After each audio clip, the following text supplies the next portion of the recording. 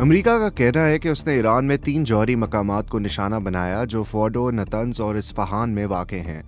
नतंज और Isfahan Iran की जौहरी सरगर्मियों के अहम सेंटर्स हैं। नतंज में हज़ारों सेंट्रीफ्यूजेस यूरेनियम को अफसूदा करते हैं जो पुरअमन तवानाई के साथ मुमकिना तौर पर जौहरी हथियारों की तैयारी में भी इस्तेमाल हो सकता है। ये दोनों तनसीबात आलमी तवज्जो और निगरानी का मरकज़ रही हैं।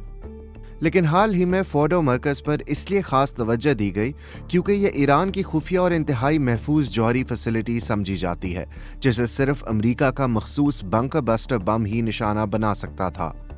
दारुल हुकूमत तेहरान से तकरीबन 60 मील जनूब में फोर्डो के मकाम पर यूरेनियम की अफसूदगी का मरकज़ कुम शहर के करीब नाहमवार दूर दराज पहाड़ों के अंदर गहराई में बनाया गया है।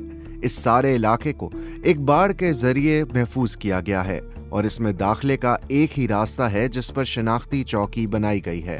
ख्याल किया जाता है कि यहाँ 6 दाखिली सुरंगें भी हैं जो ज़ेर ज़मीन कॉम्प्लेक्स तक जाती हैं। लेकिन अमरीकी बंकर बस्टर बम का इस्तेमाल भी फोर्डो की जौहरी तंजीब को तबाह करने की जमानत नहीं दे सकता क्योंकि ख्याल किया जाता है कि वहाँ की सुरंगें सतह ज़मीन से 80 से 90 मीटर नीचे हैं।